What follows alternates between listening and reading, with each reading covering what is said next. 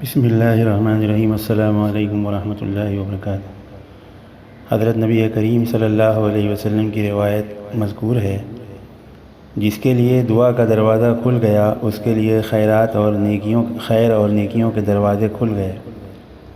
حضرت نبی کریم صلی اللہ علیہ وسلم کی ایک روایت میں ہے کہ تم میں سے جس کے لیے دعا کا دروازہ کھل گیا اس کے لیے قبولیت کے دروازے بھی کھل گئے۔ ابو ہریرہ رضی اللہ عنہ نبی کریم صلی اللہ علیہ وسلم سے روایت کرتے ہیں کہ دعا سے بڑھ کر اللہ کے نزدیک کوئی شے عزیز اور مکرم نہیں ہے۔ حضرت نبی کریم صلی اللہ علیہ وسلم سے روایت ہے کہ دعا مومن کا ہتھیار ہے، دین کا ستون ہے اور آسمان زمین کا نور ہے۔ حضرت جابر بن عبداللہ رضی اللہ عنہ نبی کریم صلی اللہ علیہ وسلم سے روایت کرتے ہیں کہ آپ صلی اللہ علیہ وسلم نے فرمایا، قیامت میں اللہ مومن کو اپنے سامنے بلا کر کھڑا کریں گے اور اس سے کہیں گے، اے میرے بندے، میں نے تجھے دعا کرنے کا حکم دیا تھا، تجھ سے وعدہ کیا تھا کہ میں تیری دعا قبول کروں گا، کیا تو مجھ سے دعا مانگا کرتا تھا؟ وہ عرض کرے گا، ہاں اے میرے پروردگار۔ ارشاد ہوگا، تو نے کبھی کوئی مجھ سے ایسی دعا نہ کی ہوگی جو میں نے قبول نہ کر لی ہو۔ دیکھ فلاں دن جب تو کسی غم میں مبتلا ہو گیا تھا اور اس کے دور ہونے کی تو نے مجھ سے دعا مانگی تھی تو میں نے تیرا غم دور کر دیا تھا۔ وہ عرض کرے گا، ہاں اے پروردگار۔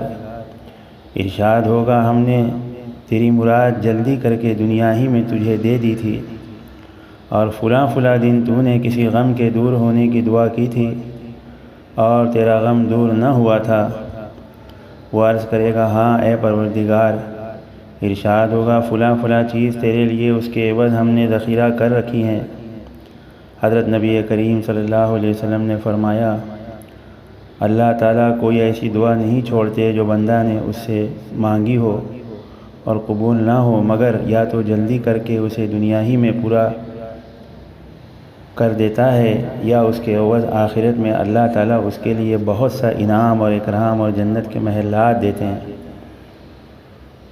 ایمان والا کہے گا، جس کی کوئی دعا دنیا میں قبول نہیں ہوگی، جب اپنے انعام کو اللہ جل شانہ کے یہاں اس دعا کے بدلے میں دیکھے گا تو حدیث میں آتا ہے، آپ صلی اللہ علیہ وسلم نے فرمایا، جس کا ترجمہ مفہوم ہے کہ مومن یہ تمنا کرے گا کہ کاش میری کوئی دعا دنیا میں قبول نہ ہوتی۔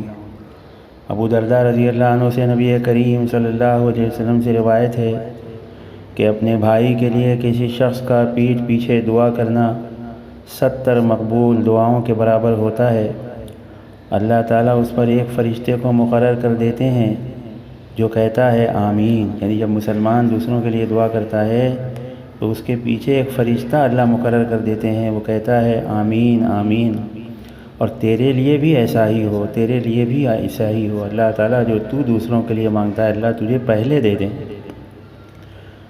یعنی جب اللہ پیچھے فرشتہ مقرر کرتے ہیں تو اس کے لیے تو دعا قبول ہو ہی گئی۔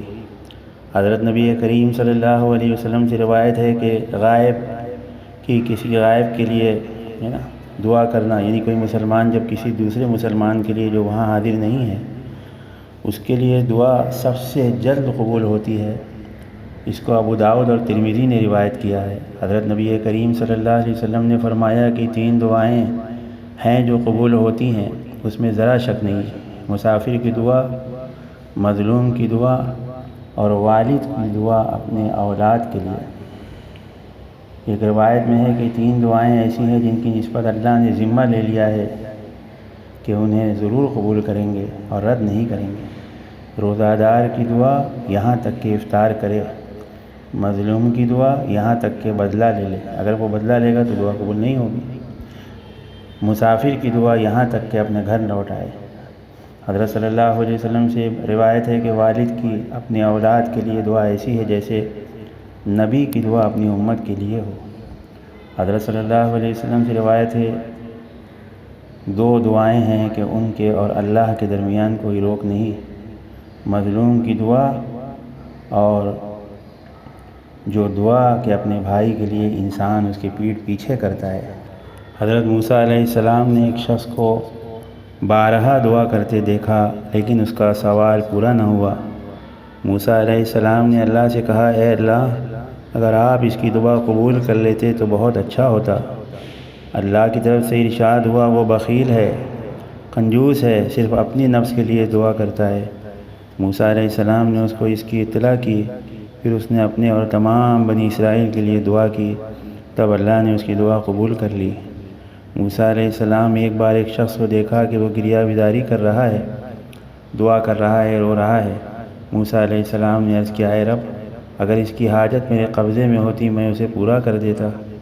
اللہ نے ان پر وحی بھیجی کہ اے موسیٰ علیہ السلام، مجھے تو تم سے زیادہ اس پر رحم آتا ہے، لیکن وہ دعا مجھ سے مانگتا ہے اور اس کا دل بکری اور بھیڑوں میں ہوتا ہے، ایسے میں اس کی دعا میں نہیں قبول کیا کرتا۔ یعنی مطلب کہنے کا یہ ہے کہ دل لگا کے دعا کرنی چاہیے۔ ہم دعا کے الفاظ رٹے رٹائے زبان سے تو کہتے ہیں، لیکن ہمارا دل کہیں اور ہوتا ہے، اس سے دعا قبول نہیں ہوتی۔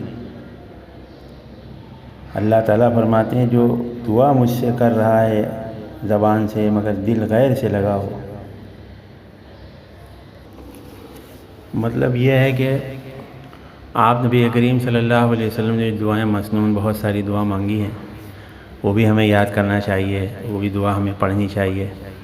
جیسے سفر میں کی دعا، گھر میں آنے کی دعا، گھر سے باہر جانے کی دعا، کھانے کے پہلے کی دعا، کھانے کے بعد کی دعا، اسی طرح جب بجلی کڑکے تب کی دعا، بارش ہو تب کی دعا، ساری دعا یاد کریں اور ہم انشاءاللہ کوشش کریں ان کا ترجمہ بھی یاد کریں اور پڑھیں، اس سے ہمیں بہت بڑی خیر ملے گی۔ ہاں، اور اسی طرح سے نماز کے بعد بھی کئی دعائیں آئی ہیں، وہ بھی ہم یاد کریں۔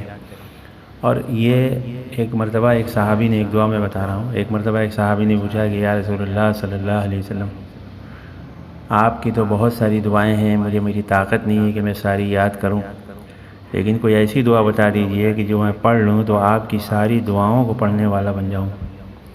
تو اللہ کے نبی صلی اللہ علیہ وسلم نے فرمایا، ہاں، اگر یہ دعا تم پڑھ لو تو وہ ساری دعاؤں کو مانگنے کا تمہیں پھل اجر مل جائے گا، اور وہ ساری دعائیں اس دعا میں شامل ہیں۔ اس کا مفہوم کیا ہے؟ اللہ کے نبی نے ان کو فرمایا، اللہم انی اسألک خیرہا، اس طرح ہے، اللہم انی اسألک الخیر ما سألک منہ نبیک و حبیبک محمد صلی اللہ علیہ وسلم، ونعوذ بک من شر ما استعاذک منہ نبیک و حبیبک محمد صلی اللہ علیہ وسلم، انت المستعان وعلیک البلاغ، لا حول ولا قوة الا باللہ۔ اللہ تعالی ہم سب لوگوں کو ان دعاؤں کو مانگنے کی توفیق عطا فرمائے، آمین۔ ان آڈیو اور ویڈیو کو آگے تک بڑھائیں تاکہ اور مسلمانوں کو بھی اس سے فائدہ ہو۔